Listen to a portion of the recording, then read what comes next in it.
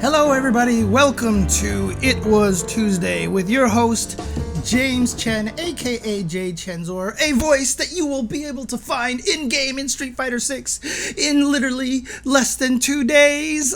I can't believe the game is coming out in 2 days, but if you guys are tuning in here for the Tuesday show, for the It Was Tuesday podcast, just wanted to let you know that I have put up a couple of tutorial videos on YouTube as well, youtube.com/UltraChenTV, explaining how to use the training mode and what the frame meter is in Street Fighter 6. People have been saying a lot of very kind things about the frame meter video because it just teaches you frame data at the same time. But check those out. But I've been working hard on those videos, which is why today, literally, I have no topics to talk about other than 2 days until Street Fighter 6. And the reviews are all coming out. Obviously, there are copies in the wild already. I've seen footage of people posting up things all over the place. Everybody's fighting for that content pie.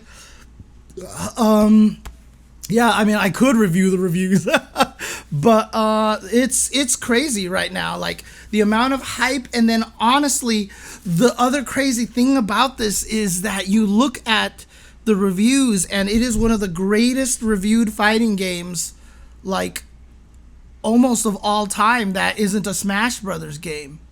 It's absolutely crazy how much effusive praise it is getting. You know, I have definitely watched some reviews, and they're like, the World Tour mode is hit or miss. Like, there's definitely issues with it and stuff like that. But right now, the game seems like absolutely amazing, and it's just feature rich. There's just so many things right now. Topic: why is Marisa the best character? Is it because she wrestles lions or because she punches you? Honestly, what I'm gonna say right now about Marisa, and I was having a conversation with Olaf about this too. The thing that makes Marisa so great, honestly, is that Capcom has not played her as a joke in any way, shape, or form. She is very serious. In fact, the way they present her is more like respect her. Like, this, she's badass, right? I mean, like, the way we've seen the preview of how she enters World Tour mode, where she like walks in and bumps into your avatar, and you're just like, mommy, you know, kind of thing like that. Like, the way that they have put Marisa in a game, like, you know, obviously she's very buff, she's very strong, and muscular women have been very easy to, you know, well, yeah, the super arts for a lot of characters are that way, right? The super arts, that's where you put in a little bit of the joke, right? So, but yeah, exactly. I like how she was muscular and still feminine, etc., etc. Death by Snoo Snoo. Yeah, she's really, really cool.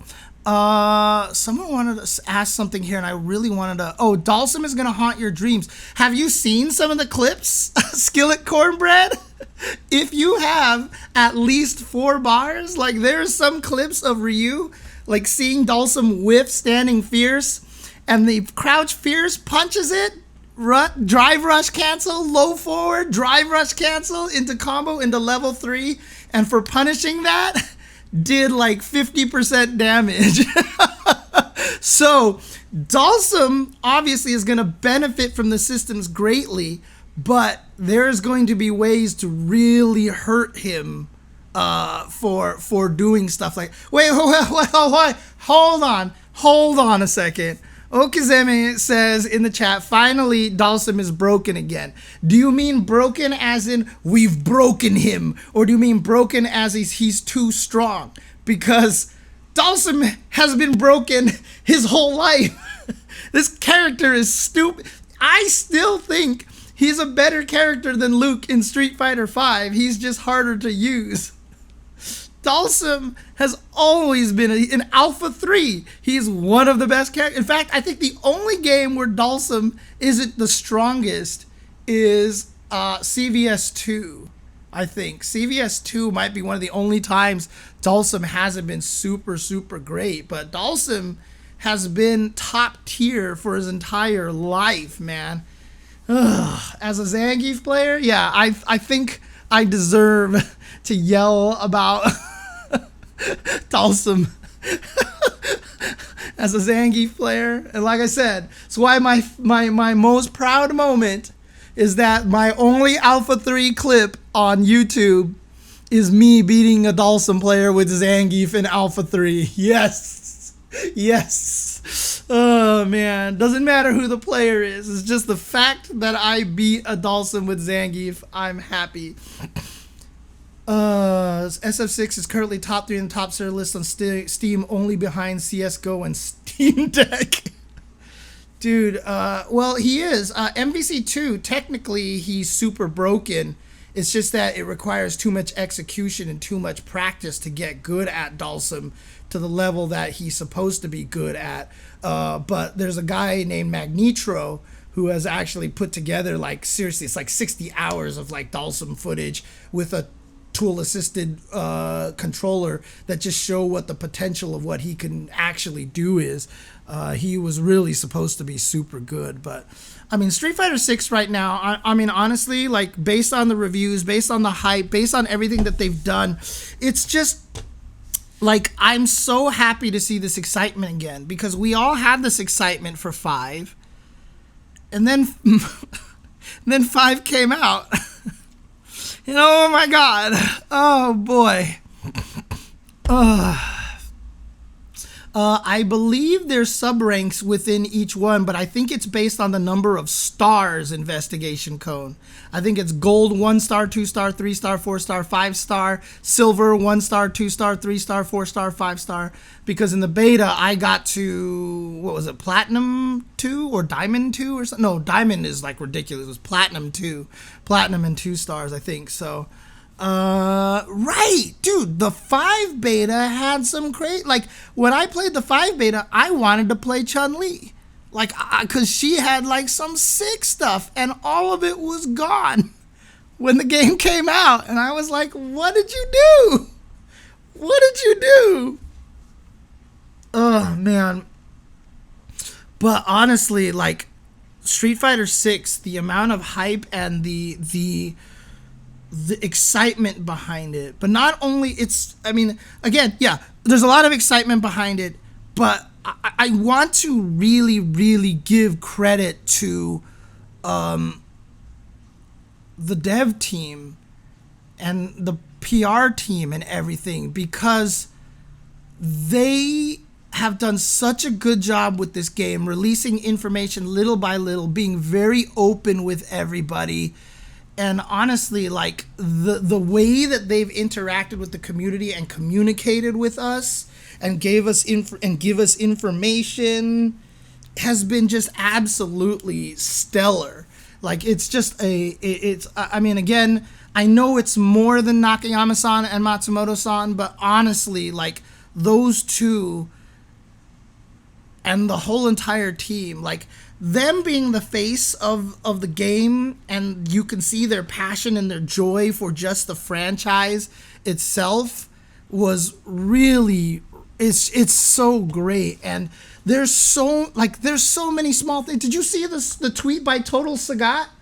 Dude, Total Sagat put out a tweet, and, like, it's just one of those things that I see, and, like, you're just like, you know what? This is, like, the greatest thing in the world, right? Like, when you do, like, I said it, there's literally 0 ways this is an accident. This is 100%, I know I retweeted this, yeah, here it is. Like, this is not an accident. Like, these kind of Easter eggs that they put into the game over here are absolutely intentional, and, like, this is the greatest thing ever, dude.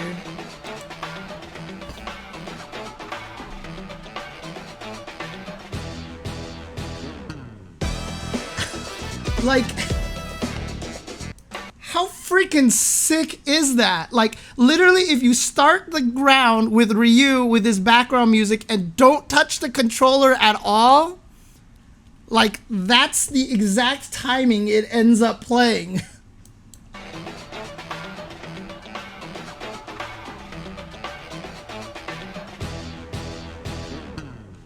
Like, that's ridiculous. Yeah, and Jamie's taunt, if you actually start Jamie's taunt, the instant round starts, you do back and taunt, this is what happens.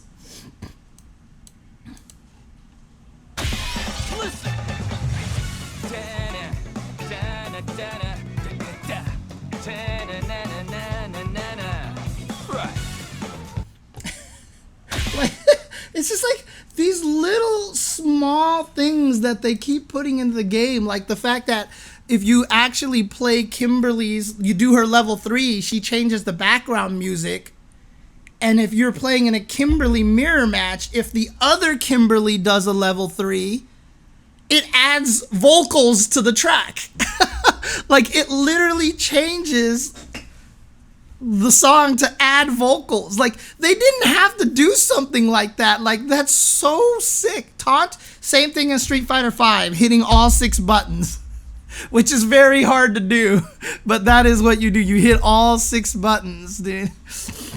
Oh, man. And it's just like those little things that we haven't seen. Yeah, Street Fighter V was missing a lot of that kind of thing, right? Like, one of the coolest animations they had was when Minot does the anti-air throw and she lands and she tosses you. Like, her legs shake. Like, she's like, because she's not that strong when she throws you.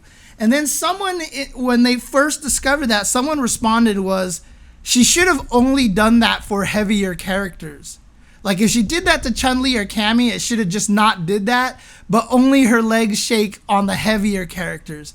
Like, those kind of things were like those little touches, like, in fighting games that we were missing. And Street Fighter 6 feels like it's bringing a lot of that back, and I am just like, oh. And dude, if we get Jamie mirrors on stream, and Jamie players just start to agree to just do that at the beginning of every round, like, how cool would that be, right? And then the audience would just start singing it. And like I said, anytime Manon lands her critical art, her desperation level 3 super, if the audience doesn't all sing along with the song, there is something wrong. Like, we all have to sing along with that song, dude. Everybody has like some sort of music Easter egg. Like, I wouldn't be surprised if every character has one music Easter egg so far, because so far there's 4 of them, right? Obviously Manon, na na na na na na na na na na na na na na na. So remember that tune, okay? Remember that tune so you can sing it at the audience. Ryu has that little bop, Jamie has the taunt, Kimberly has the dual level 3. Like, everybody seems to have like something there. It's really crazy. Yeah, and look, Kevamati says this, and he's right? Regardless of its circumstances, the perception of Street Fighter V is largely negative. You know, I have said many times that I really like Street Fighter V. I like where it ended up, and et cetera, et cetera. Street Fighter V is a really good game right now, as it is. But yes, when it came out, it was lambasted. Like, just the lack of features and just the bugginess of it, and the fact that it was less feature rich than the beta was for the characters, etc., etc. Absolutely. Now, again, Street Fighter V has made up for it in spades, because like I said, by the time the game has finished here with the definitive edition, it is like true. Like, if the game came out like it did in season 3, like, Street Fighter V would probably be very, very well remembered at this point in time. And so, honestly, yeah, a lot of people have said it. If it wasn't Street Fighter V probably wouldn't have lasted past 2 years. And I kind of agree with that. Like, I can't even really argue with that at all. But, like, Street Fighter 6 is just coming out of the gates and just swinging. Is just swinging. And like all the little things, like all the Easter egg references that a lot of people aren't going to get. Like, literally in the selection screen, Chun-Li sitting on the suitcases is a reference, right? Kimberly hanging from the ceiling is kind of a reference to a lot of old artwork that they used to draw a lot, like very famous Alpha official artwork. A lot of these things are callbacks to these. And it's just, I mean, the fact that they put Cammy's super from Street Fighter the movie, where she breaks the guy's neck. Of course, she doesn't actually break their neck in this game. She turns them around and then splats on their knees. It would probably be wrong if you put that guttural crunch in the game and murdered people. But like the fact that they put these little touches like that in the game is like so crazy to me. And the fact that the drive gauge really is like, hey, we've got Street Fighter 3 parry. We have Street Fighter 4 focus attack. We have, you know, like they kind of made it almost like a greatest hits kind of thing. Like, you know, one of the trickiest things about esports compared to regular sports is that we get sick of games and we always want new games and things change a lot, you know, which is why it's like it's pretty amazing that a game like League of Legends has never had a League of Legends 2 because they're trying to make it more like a sport. Fighting games don't have that potential, but goddamn, like if there's any game that's so, I mean, it's not even out yet, but like I feel like that has the potential to maybe just turn Street Fighter into a like a permanent sport so that we never need a Street Fighter 7. Like Street Fighter 6 is pretty close. Pretty close right now.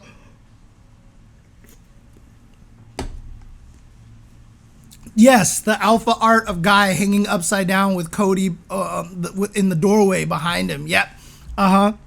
Yep, you know exactly which one I'm talking about, Renato. But yeah, and it sounds like that's what it really was. Ultimately, that came down to a decision from the producers. The money people had to have said to the director, you know what, go hog wild, put all the stuff you want in there. And again, it also comes down to the fact that Nakayama and Matsumoto are just big. They're Street Fighter nerds. And like that is, I mean, like when I've mentioned this many times on this stream, but like when Harada did all the little fighting game roundtable, the dev roundtable thing, and Harada, one of the sections was like, bring one of your most proud FGC reference like items that you own.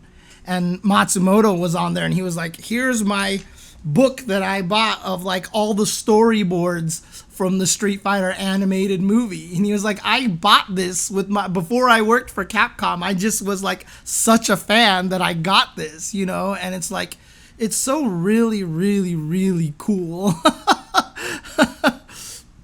And it's nice. Yeah. And you know, obviously people in the chat are mentioning trying to skirt around it a little bit, but clearly Street Fighter took a turn when some of the upper brass changed during the course of Street Fighter V. Was definitely a big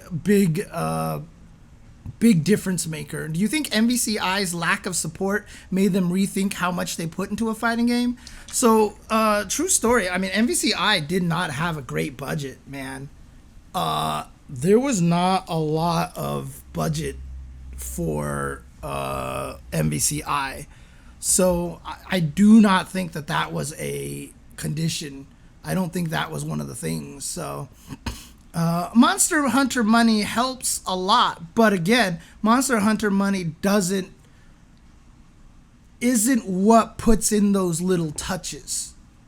You know, isn't the thing that has the people making the game like, let's throw in little things here and there, and let's make references to old stuff that we know about because we're just fans, etc., etc.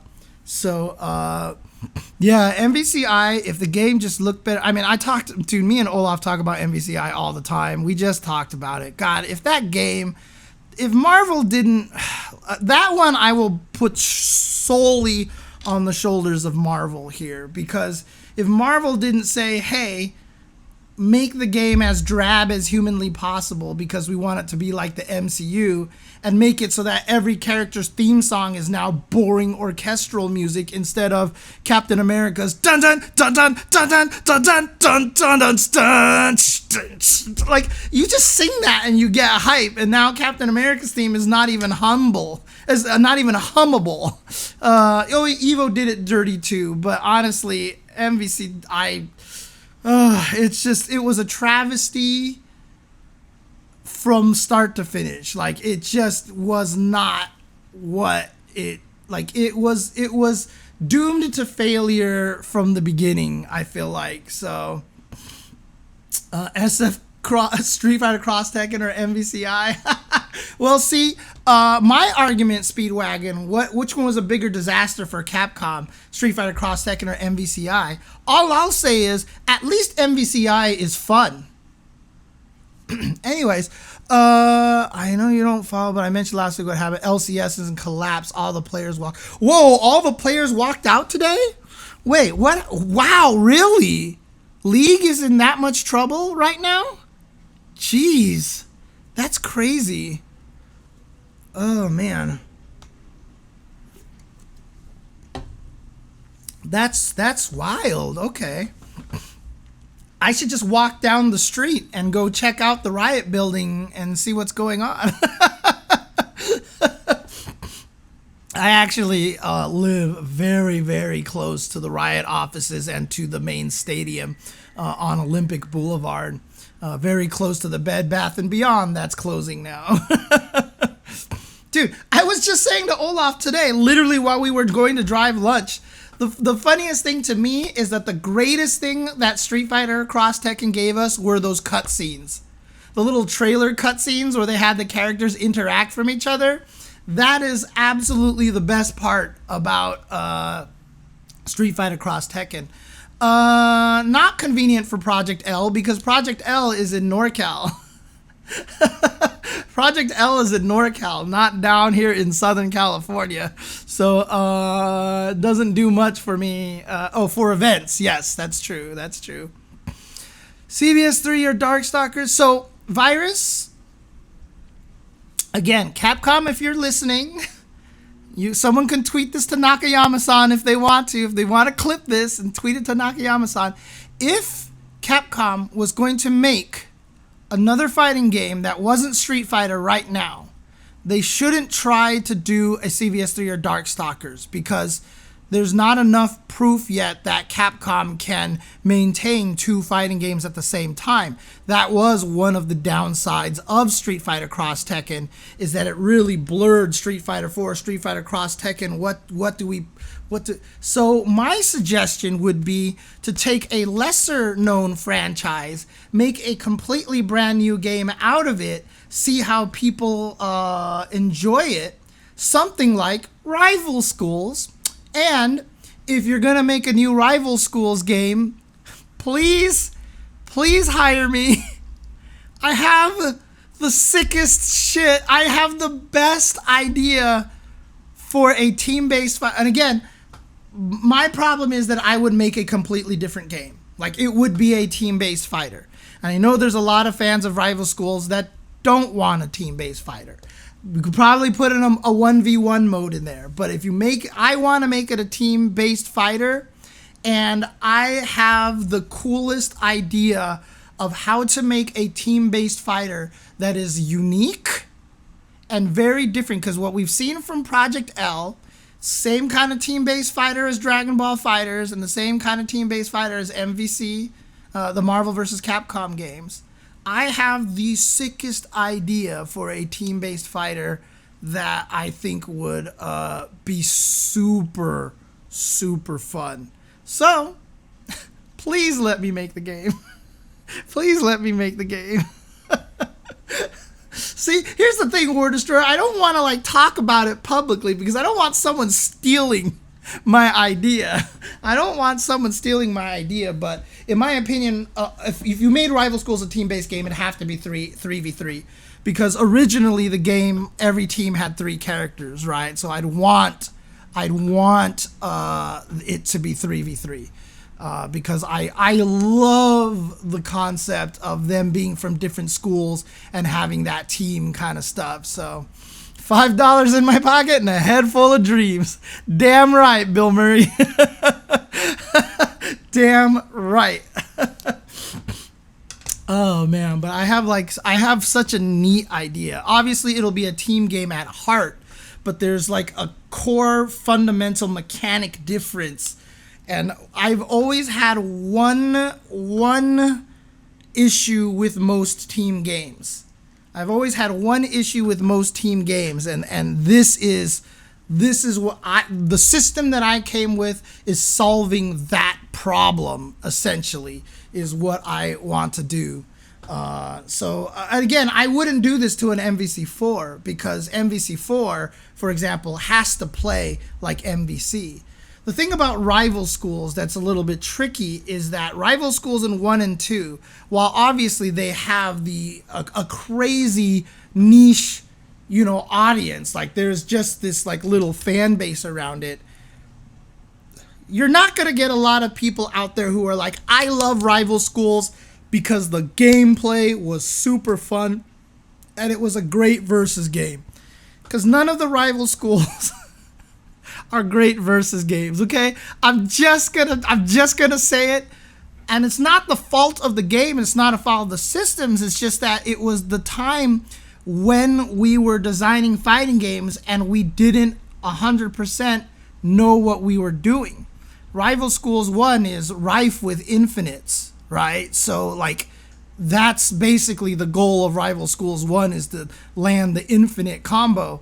Rival Schools 2, there's characters with infinites as well. Like the swimmer has like an infinite. So, like that's the problem is like Rival Schools isn't really known for its fighting game engine. And in fact, the fighting game engine is not even that robust. Like when you play Rival Schools, at least Rival Schools 1, I don't have as much familiarity with 2. But Rival Schools 1, like all the air combos were pretty much the same for every character, and like there wasn't a huge kind of variety with the characters, and there really was zero team aspect of the game. You just decided if you wanted to switch characters in the next round or not, if I remember it correctly. But there was no switching characters, there was no assists. The only thing you did was you could activate a team super that if you hit the opponent, your teammate would come out and do a pre-canned animation for your team super. But it didn't matter who they were, they always did the same animation, so it really didn't matter. Yeah, Rival Schools is a pretty kusoge game. It is a very, very kusoge game. Yeah. People do love Rival Schools for the grimy shit you can do. Right, that's the thing, right? But it's not like, it's a game that's not like, we must preserve the legacy of its gameplay. So I feel like I could make a Rival Schools 3 by just completely flipping it on its head and making a completely brand new game with the same characters. I think that would work really, really well. Frame perfect infinite. No, people will do that just fine. Remember in Virtua Fighter 2, there was something called the Iaigiri kick. So in Virtua Fighter 2, if you hit standing heavy kick, you could do a kick feint. So you would start to kick and you'd hit the guard button and you'd pull your leg back. And this was before the kick could hit, right? So it was obviously, you start to kick and you can pull it back. Unfortunately, they messed up. And literally the last cancel frame overlapped with the first active frame. Normally, when you kick somebody out of the air, it would go kung, and then you really couldn't juggle afterwards. But if you could actually learn the Iaigiri kick, you could actually kick them, and on that 1/60th of a frame, cancel the kick, and then you could do like kick, kick, kick, kick, and like do 4 kick juggles that just decimated your life because that was never intended to happen. 1/60th of a second, okay? And just some of these Japanese players were just like bam, bam, bam, bam, bam, you know? My X-Men versus Street Fighter combo FAQ literally has a section of infinites, and I was like, well, this is infinite is technically possible, but there's no human that could ever really do this. So this is just a theoretical infinite. And people are doing that shit like all day now, like the ROM infinite that people learned in MVC2, like what the techniques that taught people are doing all my undoable by humans infinites in X-Men versus Street Fighter, like even harder combos than that, which is crazy. I would pick 3 characters, Defcos. In fact, I was almost gonna be so stubborn that I would make it so that you had to pick the school, so that the 3 characters were technically, like the school was the character. But I know that would be horribly, horribly unpopular, so I can't actually do it that way. I can't actually do it that way. I haven't had a chance to try Asuka yet, Peter0611. I haven't had a chance to do anything. I have Tears of the Kingdom. I haven't even been able to play Tears of the Kingdom. Like, I haven't been able to do anything because I was so busy doing these video edits, dude. It was crazy. Like, I literally was, I was up till 6 a.m. On Sunday editing. And then I went to sleep, I woke up, and I just started editing all the way till midnight the next day. Like, it's just like, boy. And then Street Fighter 2 comes out in 2 days. Yeah. Basically. So normal Sunday for me would be going to sleep at 6 or 7. I was editing until 6, which meant I still needed to wind down before I went to sleep. And so, 2 days. Street Fighter 6 in 2 days. So on Sunday, I technically did not go to sleep until like 8 or 9 a.m. I think on Sunday. So yeah. But yeah, Street Fighter 6 in 2 days. I don't even know how I'm going to approach this game. Honestly, I want to play the World Tour mode so badly. But I want to lab characters. I want to go online. I want to do all of it. Dude, the craziest thing about Primal Rage at Combo Breakers, if they made a new Primal Rage, if it wasn't claymation, I think that would be a problem. Like, I feel like if you made it, you would have to intentionally, like, you would have to do it like Guilty Gear Strive, right? Where you purposely kill all the in-between frames.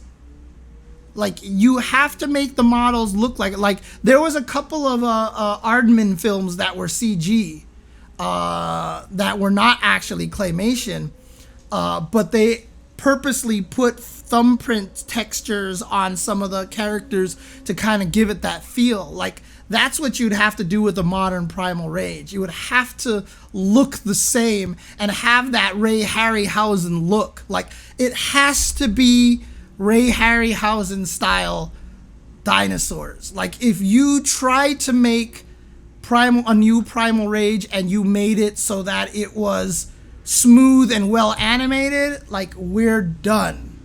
Like, that's death right there. If a new Primal Rage comes out and it is not intentionally Ray Harryhausen inspired, imitated style of claymation look, we're having a problem here. We're having a problem here.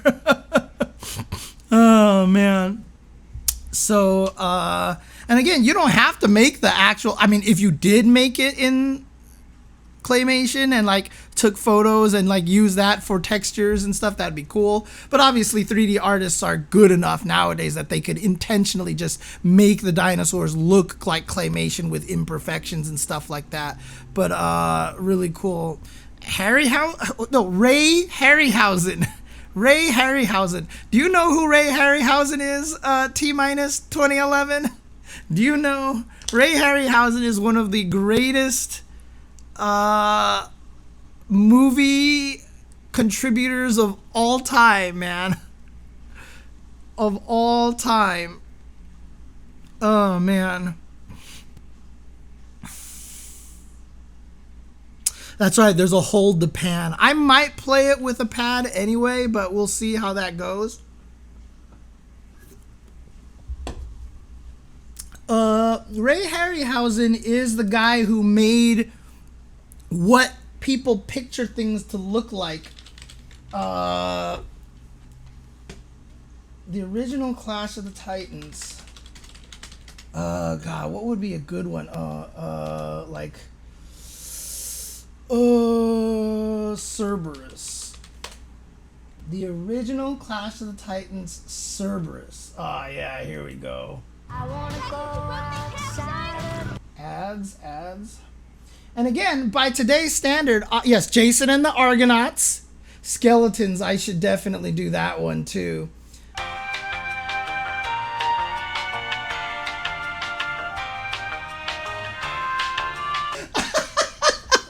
They just threw a bunch of skeletons into the ocean. That's great.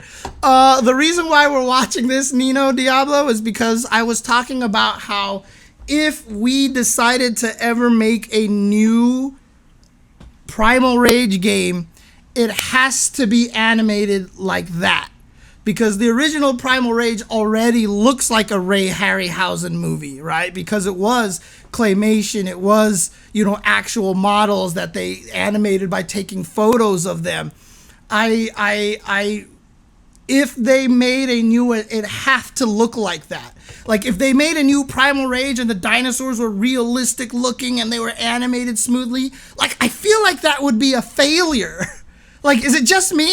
Like, I feel like that would be a failure. Like, I feel like the only way you can make a new Primal Rage game is if you intentionally made it look like that. But since you build it in 3D, you can now show it at every angle look like that. So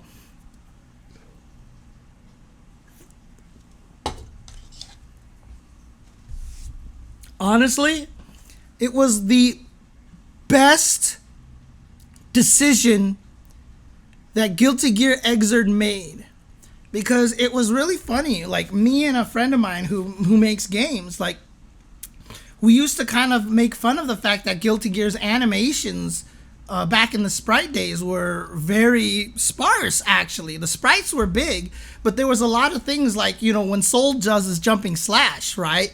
Like, when Soul does jumping slash, you just get this big arc.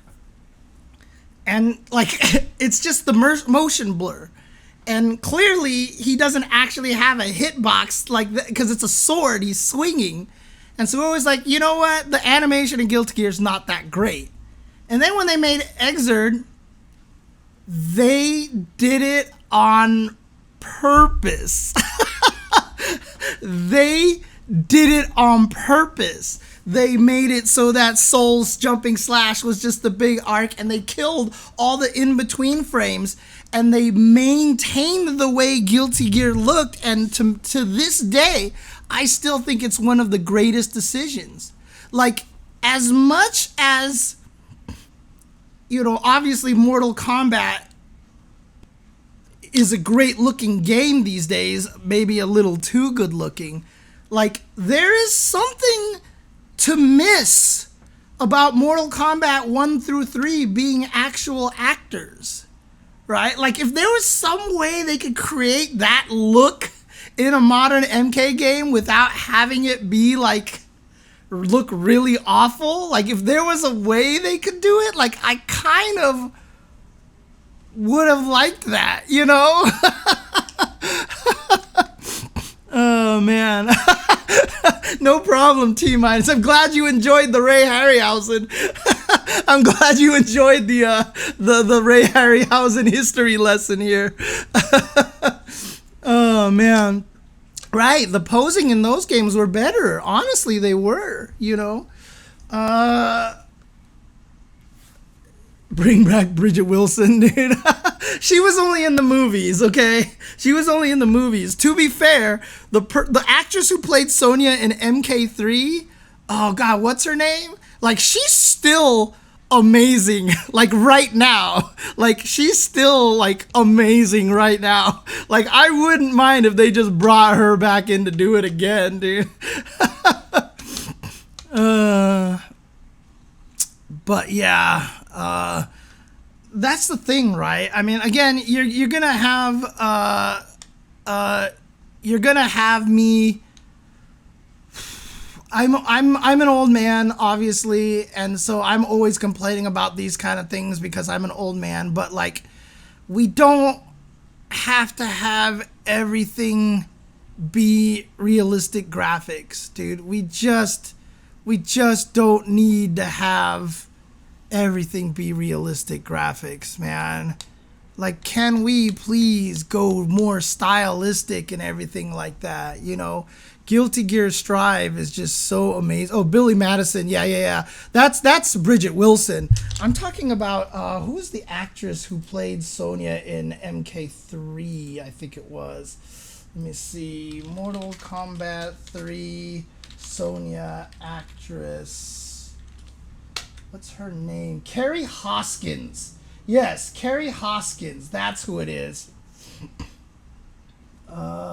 In fact, like she just did, like I think. Yeah. See, like look at this, dude. Dude.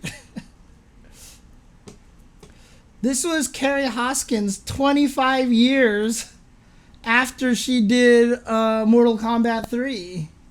Like this is her 25 years later, dude. Oh, what's up, Electric Lee? She's still doing well for herself. Let's just put it that way.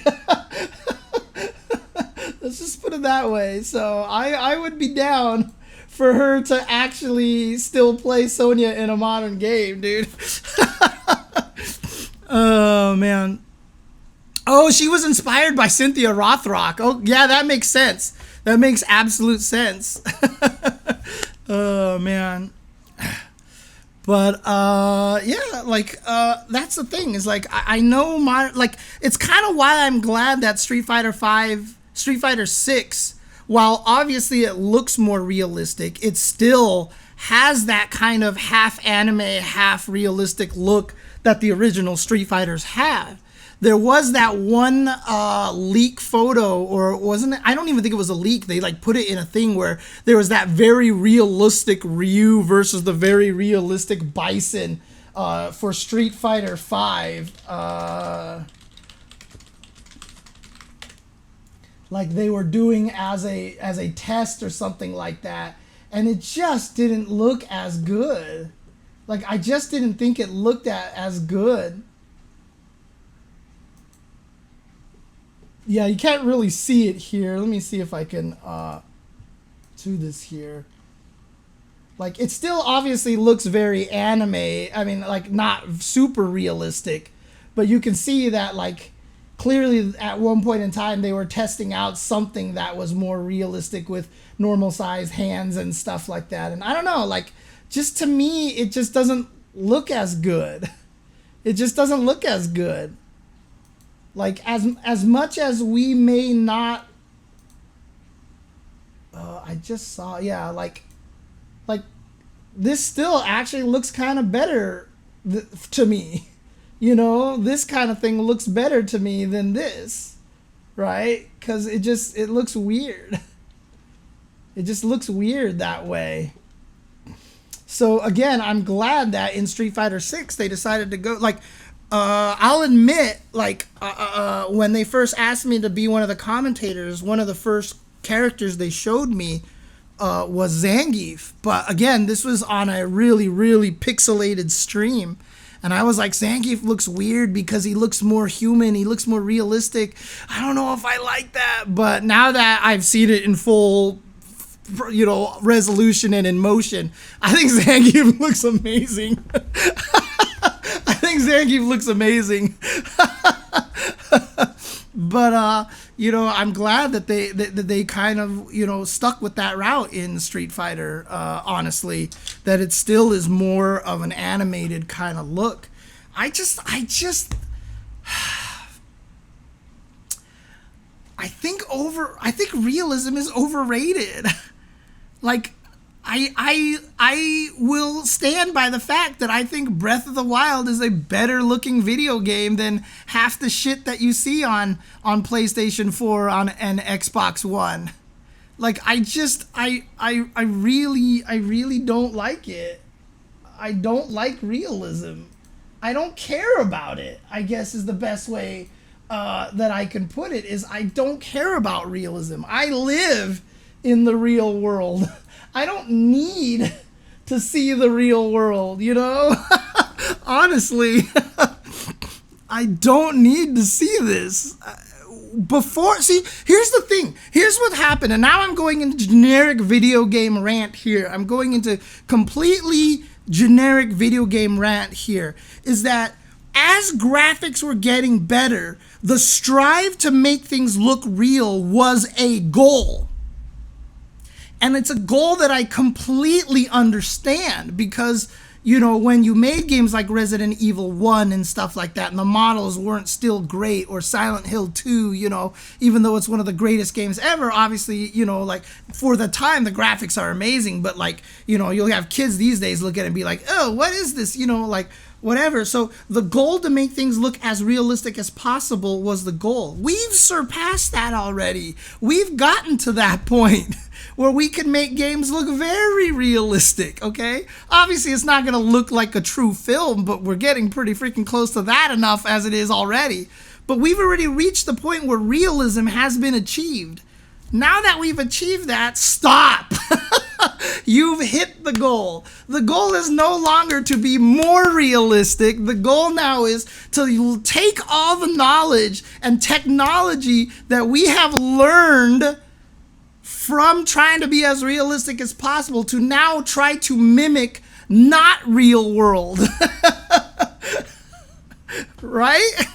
That's kind of how I want it to be at this point in time. Now, obviously, there's a lot of people who have done that. The Guilty Gear guys have done that. There's been Cuphead, for example. But Cuphead is a 2D game, right?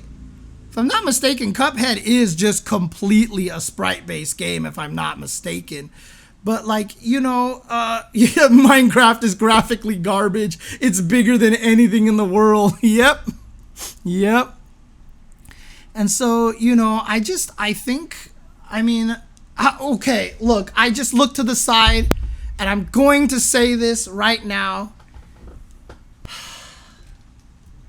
Can you please fucking make Transformers transform for real in your goddamn CG movies? Please. Why are they glorified T-1000 machines? Why do they just kind of go and then they're a robot, or into a fucking car? Why? They transform. Literally, they've made Optimus Prime in Lego in blocks, and he transforms. Why do the robots look like they have veins and skin and exposed guts? They're war machines. They're supposed to be solid. They're supposed to take lasers to the chest and get shot by Megatron and be damaged but maybe survive. This is the whole point of every robot is an army. You don't get shot and have your arm ripped off because you have all your fucking wires exposed for everybody to destroy. Okay? You're a fucking war machine. Transform into a big, solid robot, please, and make it look like they actually transform instead of having metal plates appear from goddamn nowhere for no goddamn reason. Yeah, it's true. Every female action game character has something to say. Yep. Oh, God. Oh, man, B-boy. Oh. Dude, again, I'll tell you right now, anytime you bring up Bayformers with me, like, I can yell about it for, like I said, there was one time someone asked me about what my opinion of Bayformers were, and I could argue about the movie longer than the movie lasts. The original Transformers movie is my most hated movie of all time. Like they say, you know what? Don't take it so seriously, James. It can't ruin your childhood. It ruined my childhood. Yes, that movie ruined my childhood because I have to see stupid Transformer movie toys everywhere and these horrible designs. And for no goddamn fucking reason, Bumblebee is mute and he's a warrior. Bumblebee's function was espionage. His strength was 2. His firepower was like 1. He was espionage. He was supposed to be, his courage was 10. He was supposed to be the little guy that could. He was brave, but he had no fight in him. He was weak. His strength was 2. He was one of the weakest Transformers of all of the Transformers. That was his personality. He was supposed to be the guy who overachieved because he was so weak. That he always had the bravery. And he wasn't fucking mute. He wasn't mute. Not James Cameron. Not James Cameron. Michael Bay. Michael Bay.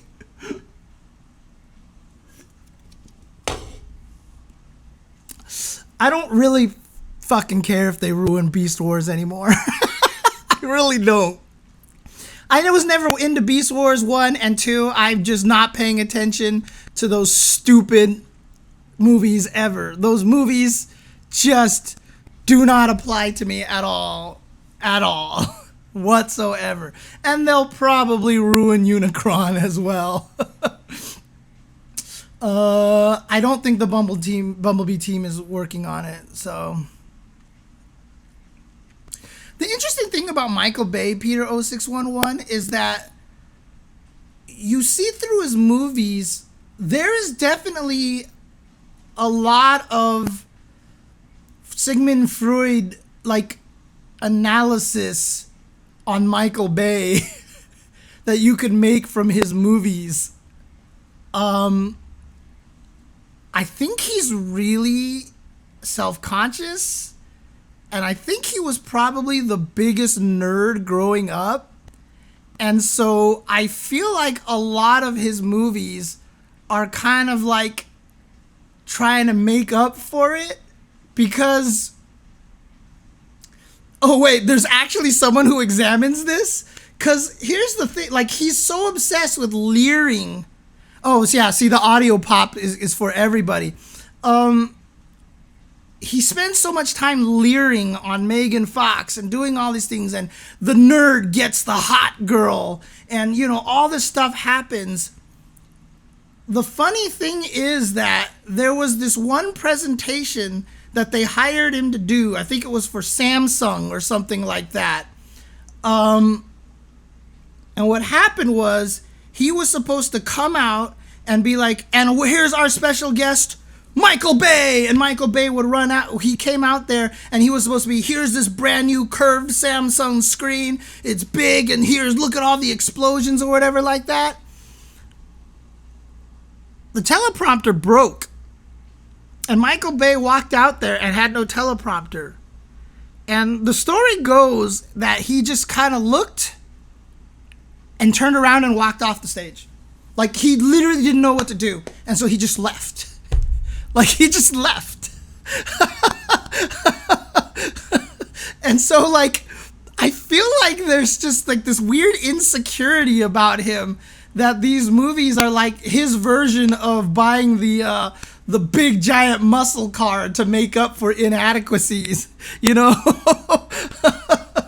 I don't know if there is footage of that, but I'm pretty sure that that was a story like that, so... yeah, so... Oh, you've seen it? You saw it, Robster. You actually saw it. Is it on YouTube? You actually watched it. Oh my god. Okay, cool. See, there you go. I'm not crazy. The footage is out there. Yes. Well, you know what, Robster Roll? If you want to put... Oh, well, actually, it's there, too. It's right there. Oh my God, this footage actually exists. I'm so fat. Brendan, you're not fat. Let's take a look at this. Oh my God.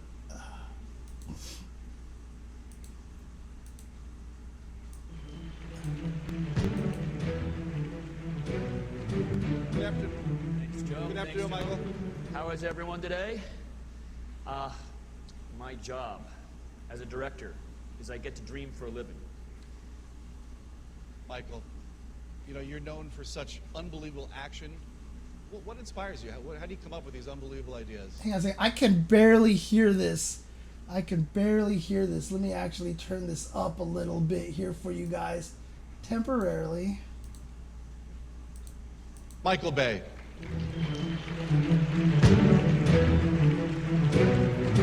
Good afternoon. Thanks, Joe. Good Thanks, afternoon, Joe. Michael. How is everyone today? My job as a director is I get to dream for a living. Michael, you know, you're known for such unbelievable action. What inspires you? How do you come up with these unbelievable ideas? I create visual worlds that are so beyond everyone's normal life experiences. And Hollywood is a place that creates a viewer escape. And what I try to do is, as a director, I try to... the type is all off, sorry, but I'll just wing this. Tell us what you think. Yeah, we'll wing it right now. I try to take people on an emotional ride, and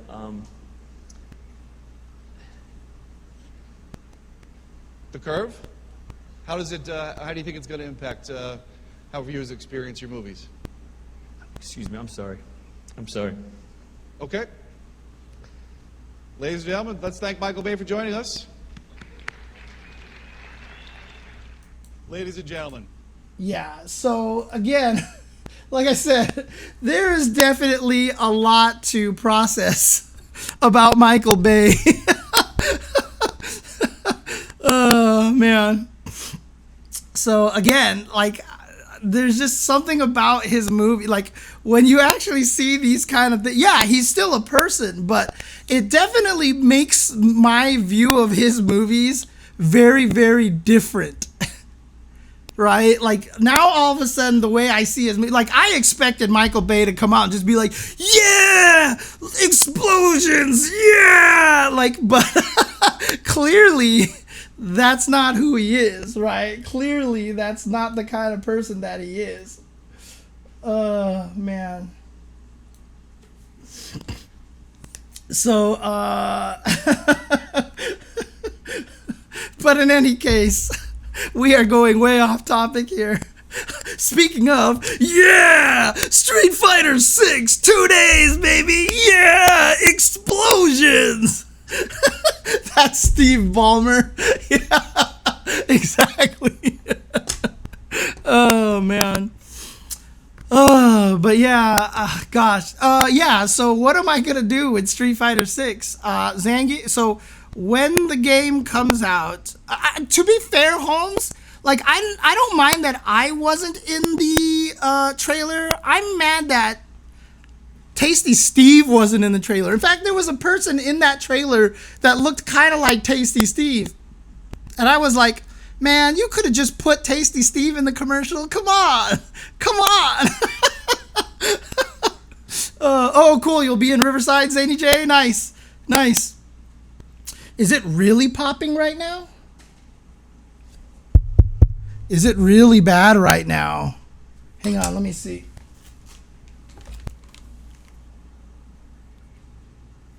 I only changed the volume a little bit. Like I said, it's weird. I don't understand. Wait, can you guys still hear stuff right now? Because for me, it's clear now. Oh, it's okay now. Okay. Gotcha. Well, I don't know. I have no idea. Dude, audio is the worst. Audio. Testing loud. Yeah, it's... I hate audio. Hate computer audio. Ugh. Yeah, it's just every now and then. Apologies to the guys listening to this at home on the podcast side of things for it to just be this popping. Try to figure out what's going on to this one of these days. But yeah, when the game comes out on June, I mean, it'll probably be what? I'd probably want to start streaming it Thursday at midnight, right? Because the game is going to be out at midnight. Oh, the problem, Karn, is that it was popping before that. The stream is popping. But as soon as the game comes out on Thursday midnight, I'll probably start a stream. That's a great question, Lurker Spine. I have no idea. Whenever it comes out, when I start streaming it, first thing I'm probably going to do is lab Zangief. Like, I have to lab Zangief. I have to know what this character can do, because for me, Zangief is going to tell me so much about how I'm going to feel about the game. It's going to tell me so much how I feel about the game. Does the pre-order version release earlier? Well, okay, I'll try to figure out what's going on there.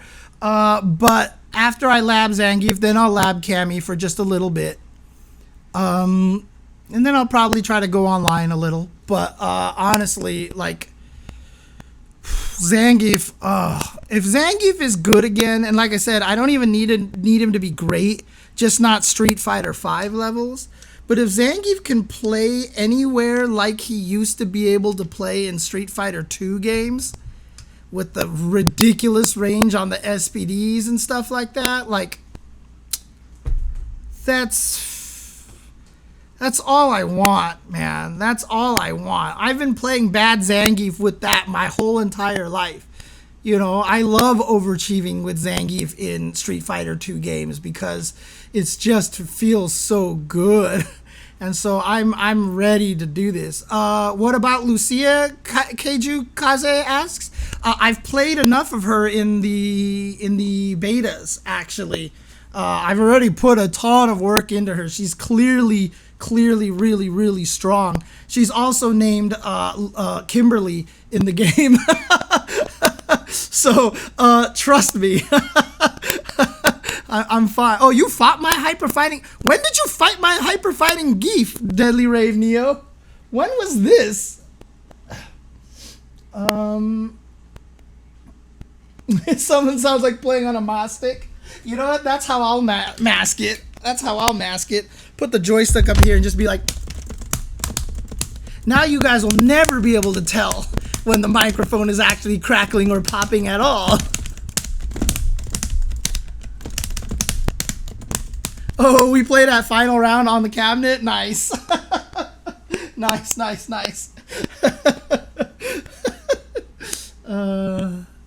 I mean, again, I've switched USB slots. I've switched to another microphone. I switched to another cable. There's something else going on.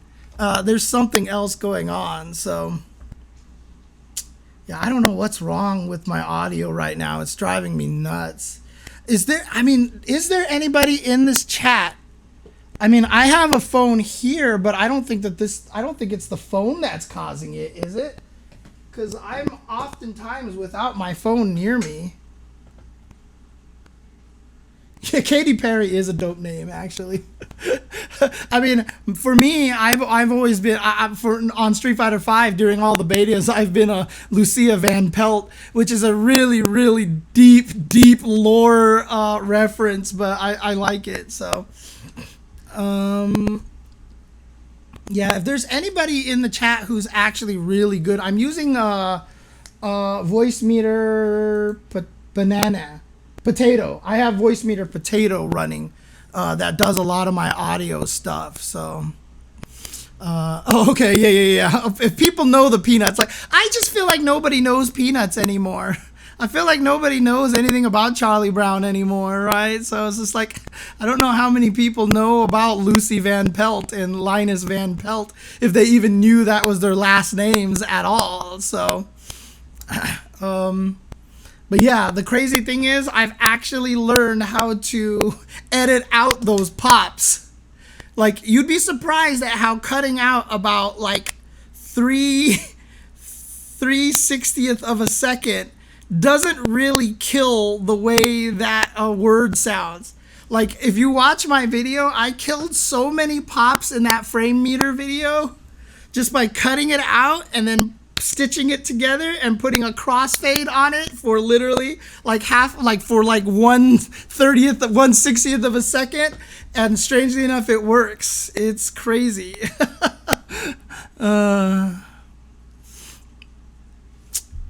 You learned what a sop with camel was because of Snoopy? Yeah, for sure.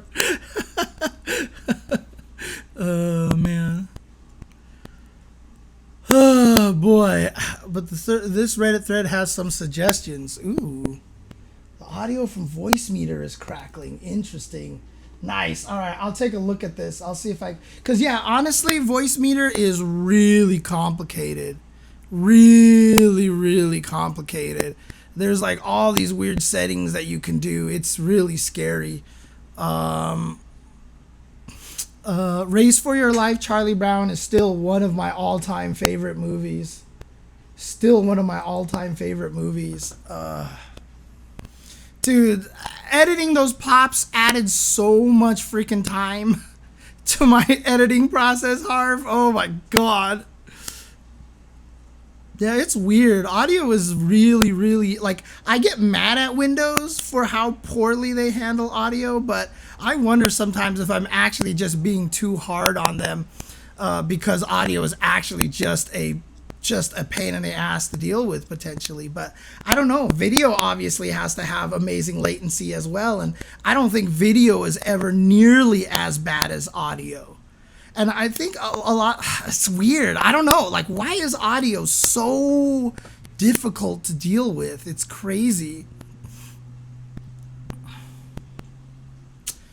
There's a reduced pop filter.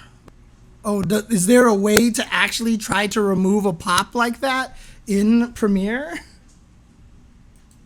Is there actually a thing in there, like an effect that you can actually just get out there? I don't know what it's called, but in any case, yeah, so Street Fighter 6. And what's kind of cool about Street Fighter 6, to be honest with you, is you guys will probably remember a lot of times when I'm streaming fighting games, I'll be playing and I'm like, oh, you know what, I think I'm going to stop now. And it's like still kind of early, but I can actually switch to World Tour mode and stream that now. So I think that's actually going to be really cool. It's going to be a really nice way to stream fighting games, to stream Street Fighter 6. So any idea how some folks are getting copies early? The same way they do every time, DJ Blues. Find the mom and pop shop. That's how you do it, DJ Blues, is that you find mom and pop shops out there. The tried and true mom and pop shop near where I live doesn't have it yet. And so I literally don't own it. So, like, as much as people want to you know what I've actually been surprised about? I put out those videos, and in my videos, like, I recorded these all during the open beta. Now, for those of you who watched me literally capture it in the open beta, you know that that's what happened. But I'm surprised I haven't had anyone come up to me and be like, sure, James, the open beta. Like, I'm surprised nobody's done that to me yet. Because it literally was the open beta, but I swore people were going to be like accusatory of me. Yeah, James, you recorded this in the open beta, sure. Dude, Nico with attitude, it's just a voice actor, man. You're just a voice actor. That's all that it comes down to. So, I'm talking with some Capcom peeps. Hopefully they can get me a copy at some point in time soon. So, if you watch my, I think it's my training mode video. Like, I will be 100% honest with you. There is one thing I put in the training mode tutorial video for a very specific reason. Let me see if I can find it for you guys over here. Doing something for me for a change. That's an advertisement. So here's my to implement at some point, but we'll see what happens on the release copy of the game. But outside of that, pretty straightforward here. Button settings here, and then hit start to exit that. Yes, this one right here. I'm teaching you how to record the reversal settings over here. So they do not have the count option here, but they still have the delay option. And then finally, wake up reversal, exact same thing. If I change to OD rising uppercut, which is the overdrive rising uppercut, if I throw him on wake up, he will EX DP out of that situation because I have it set here. But if I set two of them on like this, then I do this. Sometimes he'll DP, and then sometimes he should forward jump. Like so. So you can actually set the CPU to do one of the two random options. And I got challenged! Okay, perfect timing. That is my subtle left in proof. Like, obviously, I clearly could have edited that out. For sure I could have edited that out, but I left that in there for a reason. So that if people are like, sure, James, you recorded this in the open beta, I'd be like, look, okay, here it is.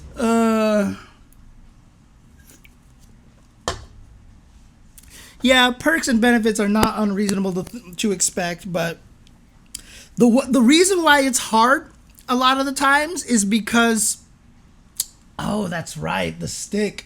Currently, I am playing on the Quamba 2 Obsidian, the Obsidian 2. I was playing on the original Obsidian, one of my favorite controllers. Then I was playing on the Quamba Dragon because I really like that. Then they sent me an Obsidian 2, and I will honestly say this is my favorite joystick that I've ever used. This is my favorite joystick that I've ever used. And one of the reasons why is because I don't know what they put on the bottom of this controller here. But whatever this material is, this is like a rubber, but this is like some sort of magic material here. This shit does not slide at all on any flat surfaces. This thing is amazing. It's so good. It's so good. This is the Titan. This is the Titan right here. Quamba was nice enough to send me a bunch of joysticks here. I've always wanted to do a controller review video for them for sending these to me. I just keep forgetting to do it. But like, honestly, this, like, I'm not even just being like, I'm not even just being like, hey, they sent me a free joystick. Here's me shilling. This is literally like my favorite joystick that I've ever used because of that. Like, I already liked the Obsidian, but the fact that this thing has this surface here that just like holds down and has all the buttons and everything like that, it's my favorite joystick right now, like, honestly. So yeah. Hey, look, commentary doesn't necessarily pay the bills, but I will get as much free shit as I can. Because I was literally like, I need a new joystick. Can anybody help me with that? And literally the Quamba guys hit me up and were like, you need a new joystick, huh? And I was like, yes, please. And they sent me a joystick. So, man. Yeah, that works on a PS5. Wait, the popping stopped? Are you serious? Has the popping actually stopped for a very long time? Has the popping actually stopped? Just now one happened. Talking. Oh, I'm not trying to scare you, cat. Okay, it's still happening? Okay. Yeah, that's what I was wondering. Was it the phone that I moved or not, you know? I always play Tetris on a stick. Slavish Scott. Whenever I was doing TGM, I was using it on a stick. It's been happening a lot less now. Interesting. I wonder if it is the phone. Yeah, K-John, thanks. Your fault. Your fault. But it feels like it's not happening as much. All right, well, let me do this then. Let me put the phone as close to the damn mic as possible, and we'll see what happens here. Let's see if the popping actually gets worse over here. Yeah, for science, basically. All right, so we'll just keep talking here and see how it goes. But again, as soon as the game drops, I will be streaming it. Try to stream it almost instantaneously, almost immediately. Expect something like Thursday midnight or something like that. Even if it comes out at 9 p.m., probably Thursday midnight, that I'll probably start it. But I can't wait to play this game, man. But of course, the hardest part for me is that my ADHD and my procrastination, it's taken me forever. I should have had a lot of this content done earlier. I do have a lot more content. If you are wondering why I hadn't streamed at all during the course of the last month, is because I've also been doing other content that's planning to drop very, very, very soon. So if you guys keep an eye on this channel here, youtube.com/UltraChenTV, there will be some First Attack 2023 episodes dropping very shortly. Now, these are going to be the lowest effort First Attack videos I've ever done. But I am taking the Sajam route. Oh, yeah. No, that's exactly what it is. Whenever I actually get the pop, that's what it looks like on a Premiere as well. That's what it looks like on Premiere as well. I can see where the pop is because it's not that the audio pops. It's literally that it just cuts and comes back. It's actually an audio cut. Interesting. But yes, I am doing the Sajam course. I am putting as little effort as possible. I had intended on adding all these little extra video aids to the First Attack, but I realized as soon as I do that, that's going to create this 24-hour editing that I did for the Frame Meter app. So all of the First Attack 2023 episodes are going to be less than 10 minutes. They're going to cover one topic very, very quickly and casually, and there will be very, very few visual cues added to those things. So, yeah, it's probably not a mic. I would guess now that with going with different mics, different everything, that I'm pretty sure it's a voice meter thing. It's probably the voice meter. Like if I bypass the voice meter, the popping would probably stop. Yeah, I showed a little bit of that frame data video on stream, Holmes. Like people are really, really, they have been saying some very kind things about that game. They have said that, I've gotten a lot of comments like, this video should be in the game. Like this video should just literally be in the game. And like when people say stuff like that, that makes me happy. Like some people are literally saying like, I have never understood frame data and now I totally get it. And they're like, I totally get frame data now. I understand frame data for the first time in my life. You know, like there's a lot of people saying stuff like that, and that means a lot to me.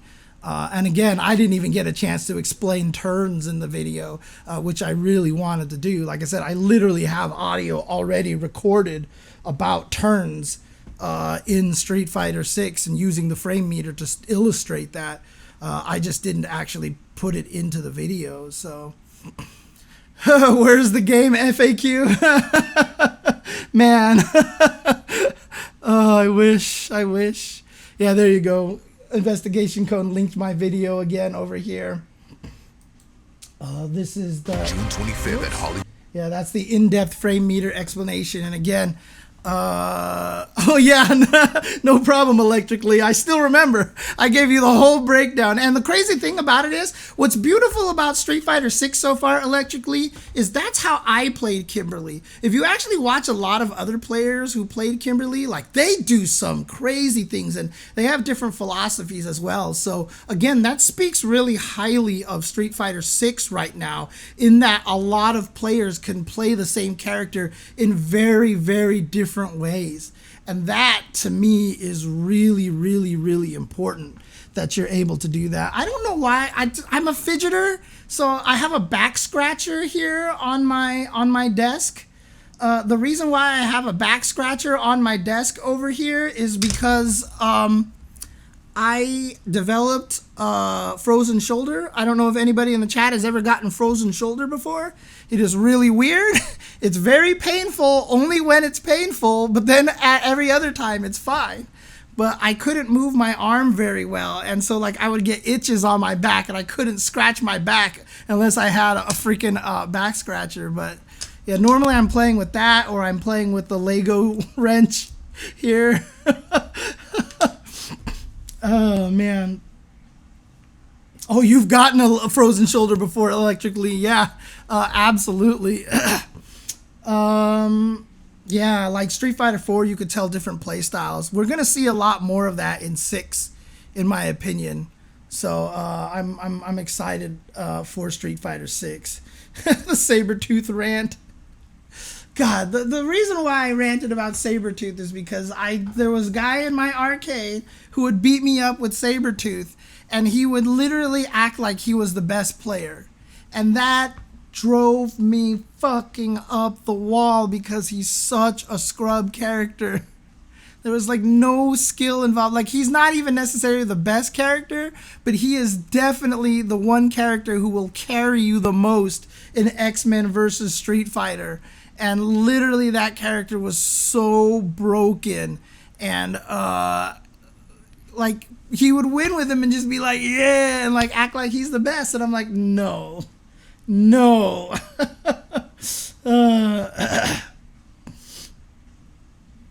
Oh, I know what your secret location in Long Beach is, TJ. I actually know. That's not the one that I go to, but I know what it is. Because I think my secret store is actually the West LA branch of the same store. I'm pretty sure. Oh man. And so I hated Sabretooth. Hated him because he was the ultimate scrub character that made people feel really good about themselves, and that made me super mad. And so yeah, my FAQ just had the biggest I fucking hate Sabretooth rant in the middle of the FAQ for no reason. Yeah, that's the one. 1999. That is the guide right there, man. Yep. Oh god, the memories of this thing, dude. Oh, the memories. FAQs. Look at this FAQ. Look at the table of contents. Version history. Dude, look at all this stuff, man. And then, of course, for every character, yeah, ask emotions, baby. Let's go. Ask emotions. Fireballs and reverse reverse fireball. Dragon punch, reverse dragon punch. Yoga flame. Reverse yoga flame. How long did it take me to write this up? Quite a while. And this is not even the worst of it either. This is not even the worst of it. Like, if I'm going to hold page down.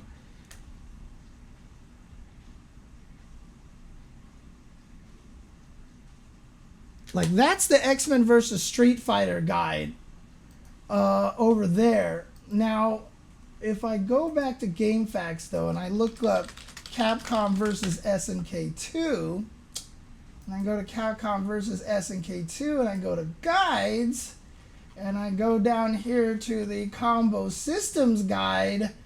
What did I call it? Systems Combo Guide by Chen. Oh, I remember Late Night's Draft. In fact, Investigation Cone used to actually read used to actually help me proofread a lot of these FAQs way back in the day. And so now if I hold page down,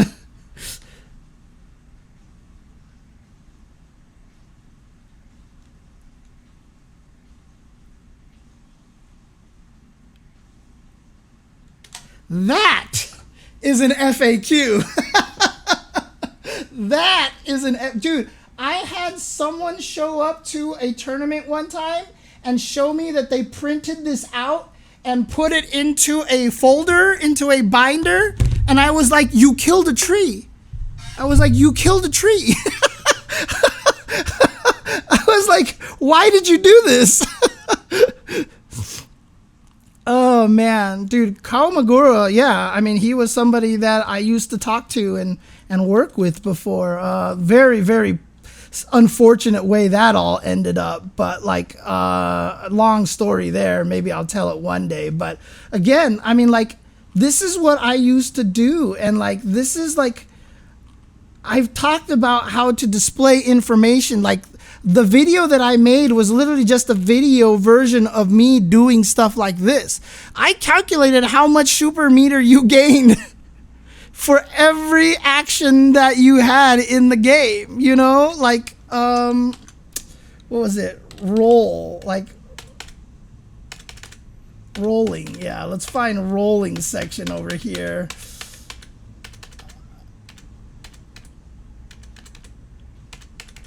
Here we go. Like, this is what I used to do back in the day. Like, someone else found the frame data for me, but I created a chart of all the characters' roles frame data here. But again, as I've always said, numbers are scary, right? You know how I always talk about this, the mind versus the heart. I'm always like, you know what? Numbers are scary. This isn't very useful for people who hate looking at numbers, right? You guys remember the stuff that I've talked about.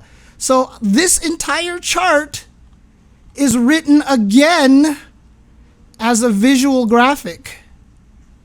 This entire chart, again, sorted by how many frames your roll lasts, and I've actually drawn out the entire roll data for every character. Because people like visual things. And then the distance that you roll, I made it so that you can see very easily if it was a short roll, a medium roll, or a long roll. Instead of numbers, I've been doing this kind of shit for like 20 years, man. Been doing this stuff forever. I've been doing this stuff forever. You have to understand. CVS2 is my proudest FAQ, for sure. That thing is like the Bible. Like, that is the Bible of CVS2. That was basic. And that's the hardest thing, too. As a content creator in modern days, I specialize in being robust and thorough. I'm very good at covering all the bases so that my goal is you are never left with a question. There'll never be a point where you're like, wait a minute, you didn't mention this. How does this work? Like, I do everything in there. And that's how I like to create content, which is why I'm terrible at YouTube. Which is why my video on the frame meter is 20 minutes long, and I didn't put in a lot of information that I wanted to put in. Oh man, I don't work in this modern era. Because before, when you wrote an FAQ that was 200 pages long, everybody would be like, yes, this is great. This is so much information for me to take in. And people would like actually probably print it out and read it on the toilet and shit like that. Like, this was like, it was useful. Like, we didn't have the short attention spans that we do nowadays, right? Nowadays, you make a video over 10 minutes long, nobody wants to watch it. If I'm terrible at YouTube, then how do you explain Go Johnny Go? I mean, not a lot of people have actually watched that, right? And that was created way back in the day. Right, podcasts are different things because you're in a car. It's a different kind of content. Like this that I do here, like I can put this up. This is 2 hours long, and I can put this up, and people will listen to it. But like for educational content, that's why I'm trying to go to the Sajam route. So in the next couple of days, actually, I will be starting to put up some of those first attack videos. I'll probably put up 3 of them in a row to start off.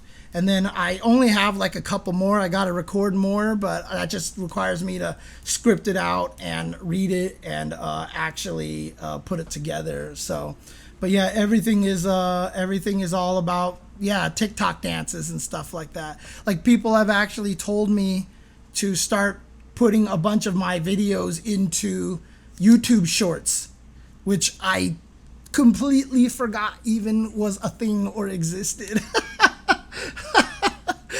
So yeah, oh man. No, it's like that one Asian comedian said, the best thing about having a job is being able to print shit for free. There was a comedian on Netflix.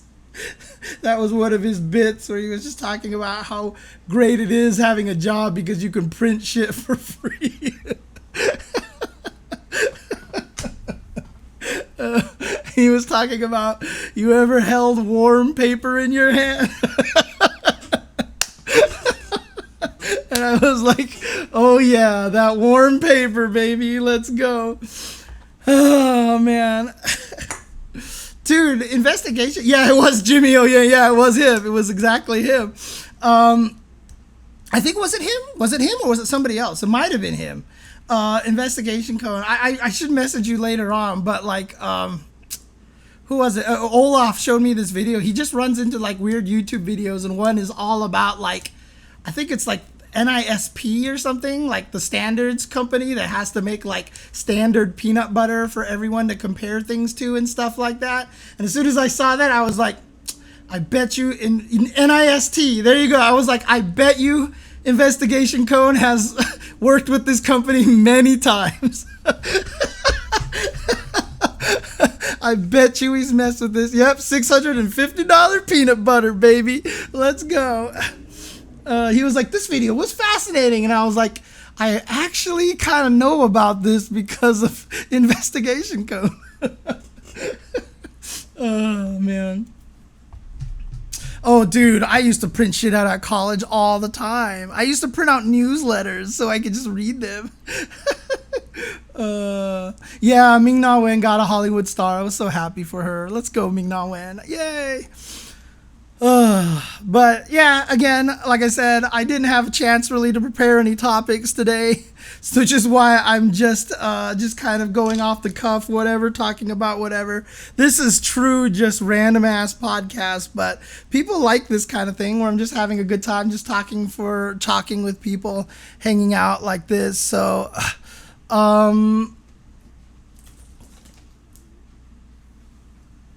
oh, okay, it's just Jasmine. I was like, what the hell is going on over there?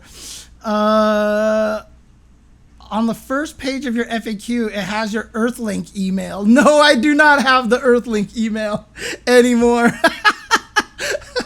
That used to be jchenzor@earthlink.net. Yep. Oh, man. Yeah, it's true. Every minute that I stream is a minute that distracts us until Friday. Absolutely. What happened with restreaming Combo Breaker, DJ Blues? The frame meter video happened. The frame meter video happened. As I was working on that, I was like, I can't, I don't have time. And so, like I said, I mean, literally Sunday and Saturday was just editing, and I just didn't have a chance. So I do apologize for everybody that I said did that. How do I feel about my Ode to 2-Hit combo video? I still think it's one of the best combo videos of all time. I think it's one of the top 3 combo videos of all time. The other 2 being made by Majestros, which are the Guile and the Ryu videos that he did. But honestly, the Ode to the 2-Hit combo, like the videos that like Madge made for those 2 videos are like technically amazing and really neat editing and all these cool stuff. But as great as those videos are Ode to the Two-Hit Combo was probably the most fun combo video ever created. Like, even, like, you know it's a thing when even me, every time I start watching my two-hit combo video, I can't stop until I finish watching the whole thing. And it is 22 minutes long. 21 minutes and 45 seconds long. I tried to find a place that I could squeeze in another 15 seconds to make it 22 minutes long, fitting for a two-hit combo video, but I just never really had a chance to do that. But honestly, like, I even when I watch it, like, I enjoy watching that two-hit combo video so much because, like, the whole goal of it was fun editing and to make it, like, fast and enjoyable, and honestly, it really was. There is a potential for me to do a lot of talking about the two-hit combo video sometime soon. I just need to, someone asked me about it, so I need to hit them up again now that I think about it. And so hopefully something will come out soon that I can talk about the two-hit combo video. Did I meal prep for Street Fighter 6 weekend? No. I don't meal prep. I just go with whatever at the time. So I'll figure it out. I've got some TV dinners, good fast food places close by. So Robbie Boy says, we're at the cusp of a new Street Fighter. Can you hit us with some old man stories about people hating new games in the past? Oof.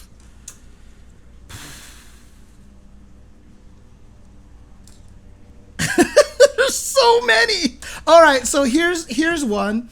Here's one. You took 5 days off? Let's go, JJ Gaming Box. Let's go. Well, yeah, Super Street Fighter 2 was a big one because it was in slow motion. But let's talk MVC2. Let's talk MVC2. When MVC2 was first coming out, everybody was super pissed. You took away 2 of our attack buttons to turn them into assist buttons? The whole point of MVC2, of the MVC games, was to have the 6 buttons so you can really craft your combos because you had the choices between all these different buttons to do these crazy things. And you took them away to give us stupid 1-button assists that only do the one thing that call an assist. This is going to be the worst video game ever. This is going to suck. Dude, the amount of hatred for MVC2 before it came out and after it came out was ginormous. And yeah, it was like, not all of them were reused sprites. There was no new graphics outside of like Cable and like and Marrow and stuff like that. But like the graphics, like Colossus and Spiral look awful in MVC2. Like, take X-Men Children of the Atom, Spiral. Put Spiral next to the MVC2 Spiral. It's night and day. I am telling you right now, it is night and day. The animation for MVC2 Spiral is a travesty. And then when you do her Metamorphosis Super, oh my god. I mean, like, Colossus sprites were fine because in Children of the Atom, the sprites were good. He had that move where he slid forward and grabbed you and he spun you and threw you. If you remember in Children of the Atom, he actually had like a full spin. In MVC2, he only had left and right. He just alternated between left and right. Spiral's Metamorphosis Super is literally one frame of every character she transforms into. In Children of the Atom, every one of those characters has an animation when they do their attack. Like, Children of the Atom, like what MVC2 did to the Children of the Atom sprites is like a crime against sprite work, dude. It's awful. MVC2 was so many people were like, ugh. And nobody took versus games seriously. X-Men vs. Street Fighter was an infinite fest, so nobody cared. MSH versus Street Fighter was just like nothing worked and it wasn't very good. Yeah, obviously they had to make sacrifices to have 6 characters in memory. We know why it happened, but people hated the music. They hated the fact that there was like 4 backgrounds. MVC1 was also an infinite mess. There was just like infinite combos all over the place. Some people played it, but nobody took versus games seriously as a competitive. They were all kusoge. MVC2, when it was coming out, I still remember talking to our group called the Infinite High Council, which was like me and a bunch of other people who were obsessed with finding infinites in these games.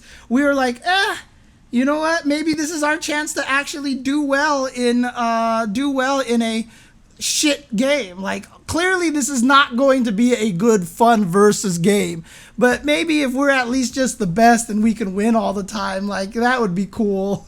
Like, all of us, nobody had any expectations or high hopes for MVC2 whatsoever.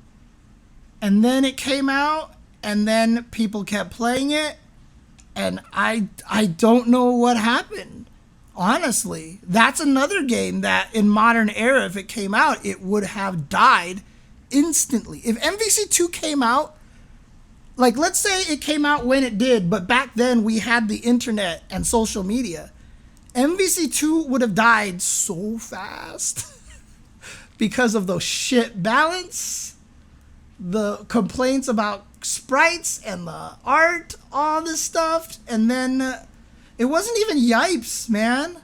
People were crazy about that game when it was just Duck Doe and the spiral shit. When Mike Watson and Alex Vi were the two best MVC2 players in Southern California. When it was Mike Watson, Alex Vi, and Duck Doe were like the rulers of MVC2. Dude. So, yeah, when Yipes showed up one year, when he lost to Duck Doe at EVO, I had no idea who he was. That was the first time I had ever heard of Yipes.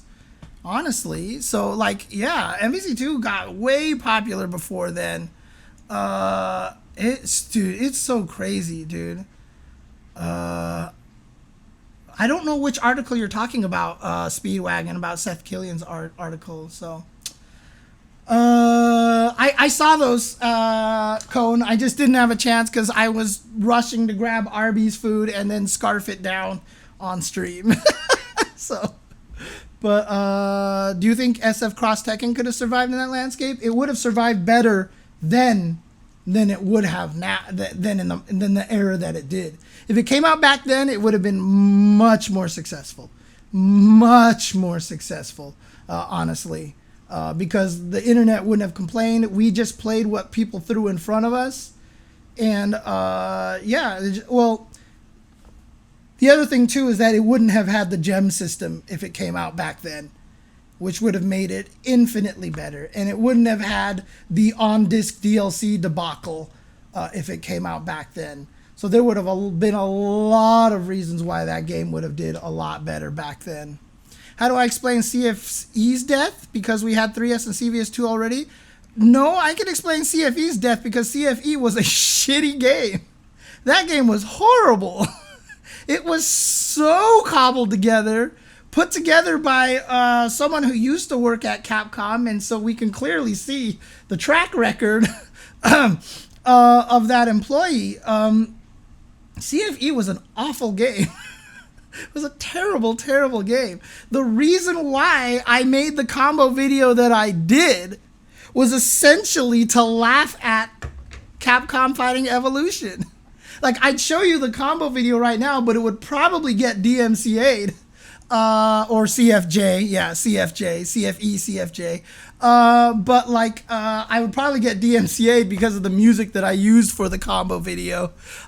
Dude, that's another combo video that I personally love.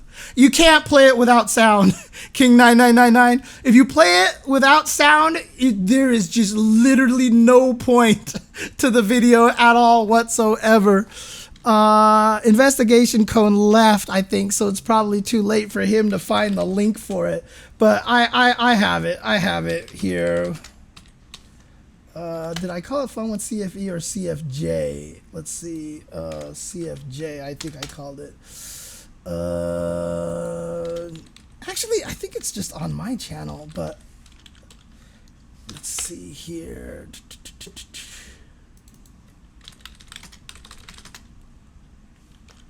Dude, why am I having trouble finding my own video? There it is. Well, that probably gave you guys a hit. of why. There it is. There it is. Here, I know I can play a tiny bit of it without getting DMCA'd, so this will just give you an idea of what's going on here.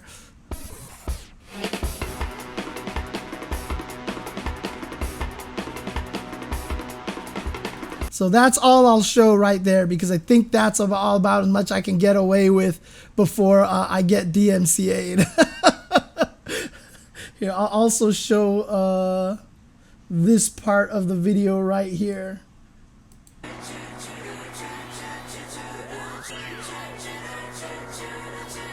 That's all I'll show.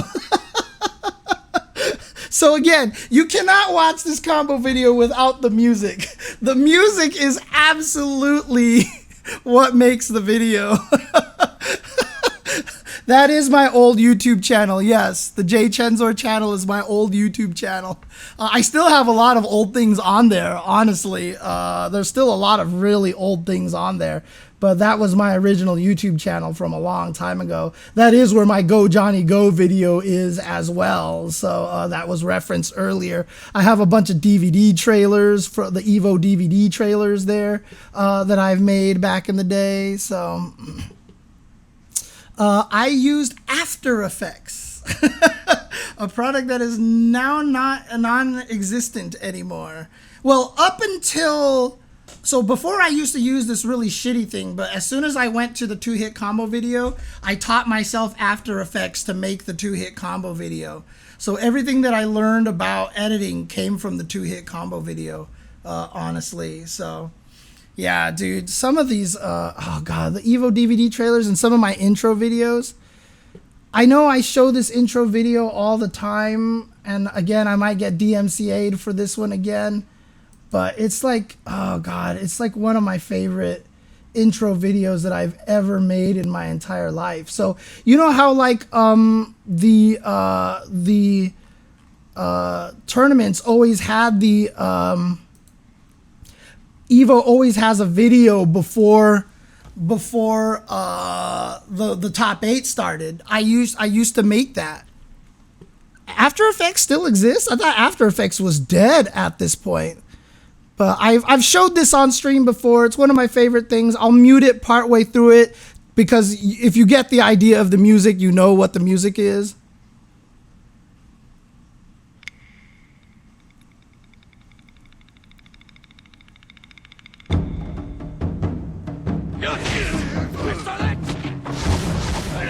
Yeah, but so I'll lower the volume down really low and just talk over it, so hopefully it doesn't get DMCA'd over here. But this is one of the best intros I've ever made. And I'm still proud of this intro to this day.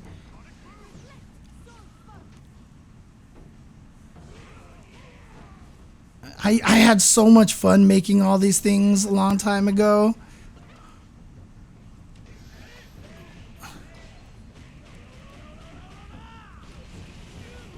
I miss doing this kind of stuff, yeah. Oh, it's so... Oh, Cammy, Tiger D Cannon Strike. Why? Oh,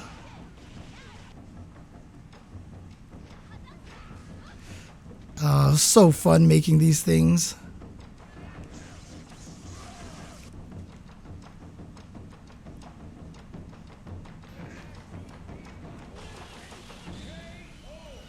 Oh, that was good. Ladies and gentlemen, the Ultimate Street Fighter!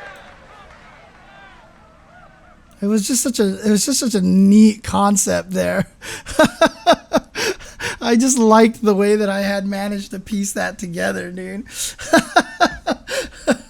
Like, if you watch it again, slow motion right there, you'll actually... Oh, dude, AJ's in here. Oh, what's up, AJ? Yeah, he knows. He knows. What's the point of double tapping a button on a fight stick?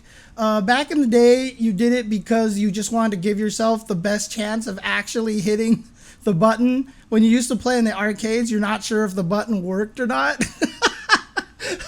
So a lot of times you would do that. Also, in because negative edge works on a lot of special moves, if you double tap a button, press release gave you 4 presses of the button to do special move. That's why people piano to do better reversals. But in Street Fighter 5 and Street Fighter 6, double tapping is even more important because of the input buffer. So it's more likely for you to get your moves out by double tapping. Double tapping didn't work in Street Fighter 4. That's why we had the plink.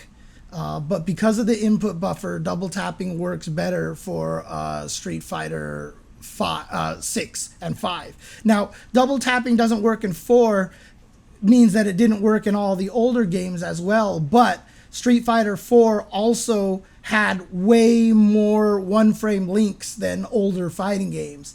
So a lot of older fighting games, you know, the concept of double tapping to do one-frame links would be just as bad as it was in Street Fighter 4.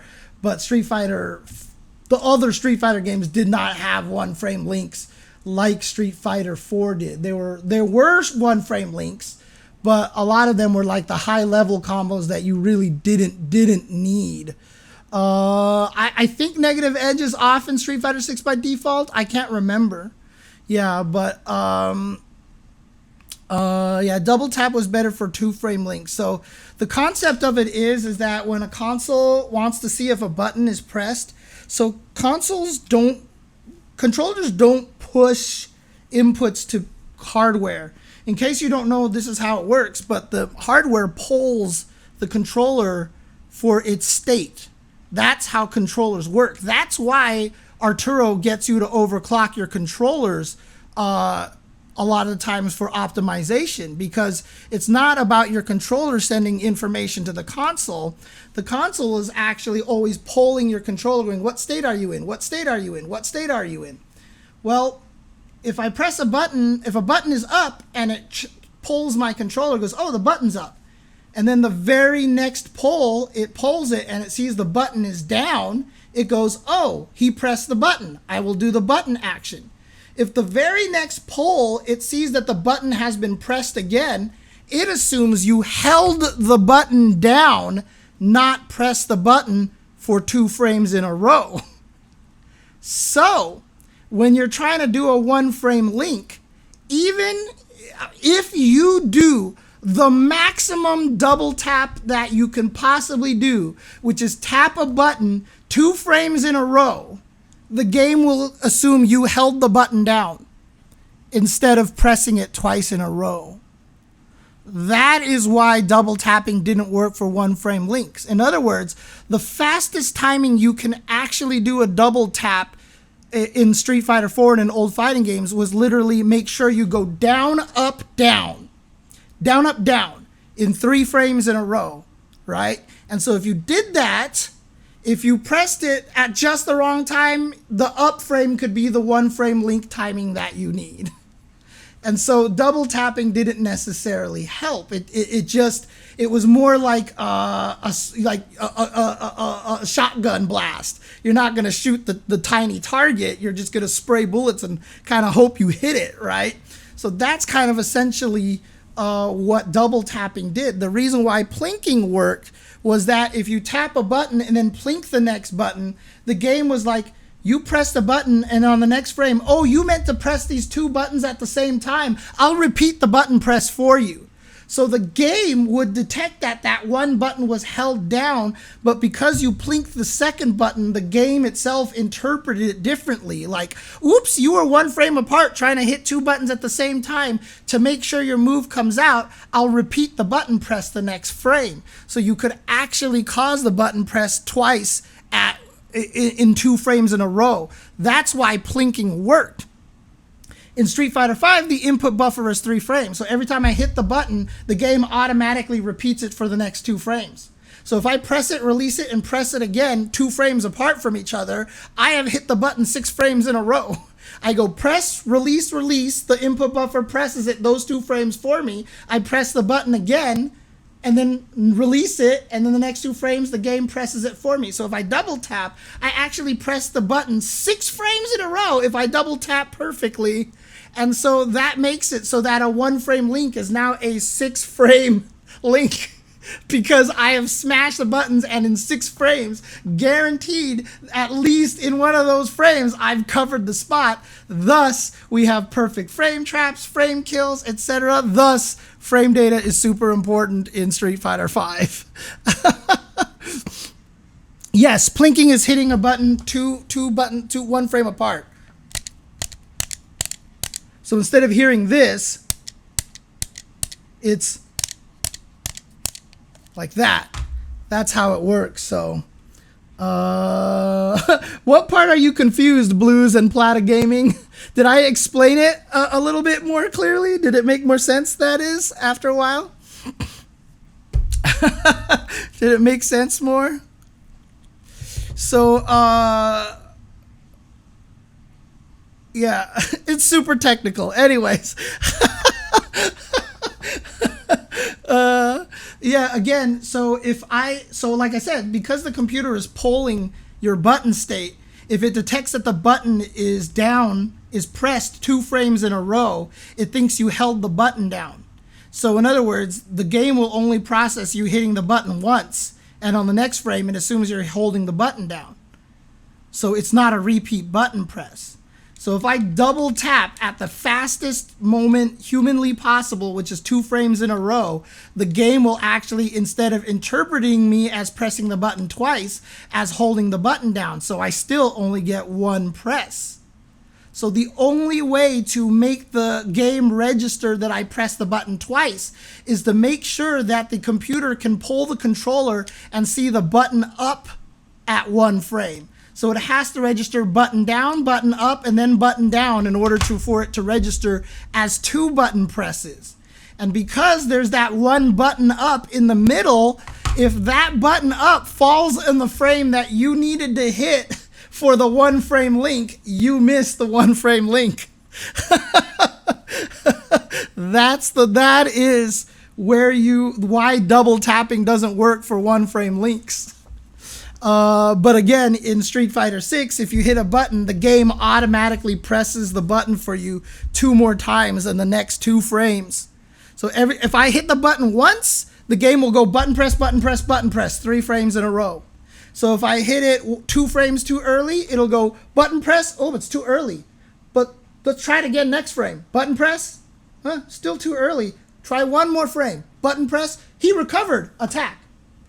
And so that gives you a 3 frame window in order to hit the button. So you can either hit the button perfectly for the 1 frame link, or hit it 1 frame earlier or 2 frames earlier, and it'll still come out because the game is automatically repeating the button press for you.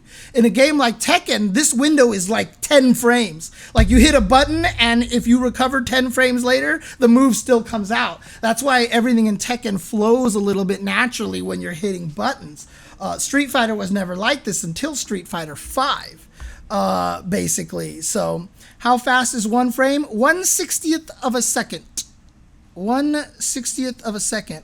Right, so I didn't mention the input priority, K. John, because I didn't want to, because it would have made it even more confusing. It would have made it even more confusing, and I think I would have made more people's heads explode. I think it's a 3 frame buffer, Veritas. I don't think it's a 5 frame buffer. I'm pretty sure it's a 3 frame buffer. But you might be right. I don't know. Right. P-linking, priority linking is basically what it is. So it's priority linking. But basically, the game wanted to make... So Zangief in Street Fighter 2. Lariat is 3 punches. Oh, it is 5. Okay. All right. That's good to know. Well, that makes it even easier. Jesus Christ, no wonder no one ever misses anything. But in Zangief, his lariat is 3 punches in Street Fighter 2. You have to hit all 3 punches on the same frame. If you do not hit them on the same frame, he does not lariat. There is no leeway or give at all on Zangief lariat in Street Fighter 2. It was very painful. You could miss so many lariats that way. And so what a lot of modern fighting games do is they give you a 1-frame window, right? So that you can plink things, basically. So in other words, if I hit jab 1 frame before I hit strong and fierce, it'll be like, it'll animate the move for 1 frame and then be like, oh, you actually meant to lariat. I'll give you the lariat because I'm being nice. And so this is all fighting games now. Almost every fighting game is like this. This is why Kara throws exist, right? Because throws are 2 buttons. However, if you find a normal move that moves you forward really fast for 1 frame and Kara cancel it with this plinking into a throw, you'll jump forward and throw. That's how Kara throws work in Street Fighter 3 and 4 and such. So that's basically what you're doing with plinking in Street Fighter 4. You hit a button and then another button a frame later, and it's like, oh, you meant to do this. So in the Zangief example, or like let's say an EX move example, you hit the 2 buttons 1 frame apart. You'll do a fireball and then hit the other button a frame later. The first frame, you'll start the regular fireball. The next frame, the game will go, oh, you meant to do EX fireball? I'll press the 2 buttons for you, and here comes an EX fireball. And so by doing plinking, you repeat the button press for 2 frames in a row. So if you learn to do that with consistent timing, you turned all 1-frame links into 2-frame links, because now you could press it at the exact timing or 1 frame earlier. And so you actually doubled your chances of getting the 1-frame link. That's why. Zangief has never had a Kara throw, because I don't think... No, he's never had a Kara throw, honestly. So, anyways... This is way more complicated. You know what? At this point in time, everybody watching this on YouTube and listening to this on the podcast are like... So I'll shut up about this now. So, you know what? I think I'm just going to go ahead and call it a day. Sorry again for no topics, but please check out the videos that I just put on my channel. Keep an eye out, because in a couple of days I will be putting out the First Attack videos as well. The First Attack videos will be coming out. I would really appreciate the feedback on these videos and to let me know if you find these useful and helpful, because like I said, I'm trying something different. Very, very difficult for me to do. I've never actually tried to do short form content like this. So thank you, Brown Lantern. Yeah, I think the frame data video came out really, really well. So I hope you guys find them useful. Again, check the channel for the frame meter guide and the training mode guide as well. But outside of that, expect a lot more beginner friendly content coming in the next few days. And like I said, I'll try to be consistent. I'll keep trying to do at least 1 First Attack video a week. That's my goal. Like I said, I'm trying to take the school of Sajam. He's often talked to me about this, just learning how to make educational content that requires the least amount of editing as humanly possible. And so that's what I'm going to try to do. That's what I'm going to see if I can make educational videos for helping people learn fighting games without a lot of bells and whistles. So please, when you get a chance, when they drop, take a look at them, watch them, and please leave comments and give me feedback and let me know if the videos are helpful or not. But again, 2 days.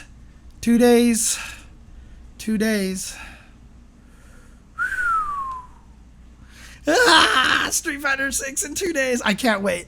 And I will be streaming as soon as I can. So keep an eye on twitch.tv/jchenzor as well. That's where I stream my Street Fighter stuff. So check that out. How much do I think this game is going to sell? Someone said on Steam right now it's the 3rd highest selling game after third highest selling thing after CSGO and the Steam Deck. So I hope it sells well. Any case, I will see you guys soon, and perhaps not today, but most days when this podcast graced your ears, it was the most important day of your life. But for me, it was Tuesday.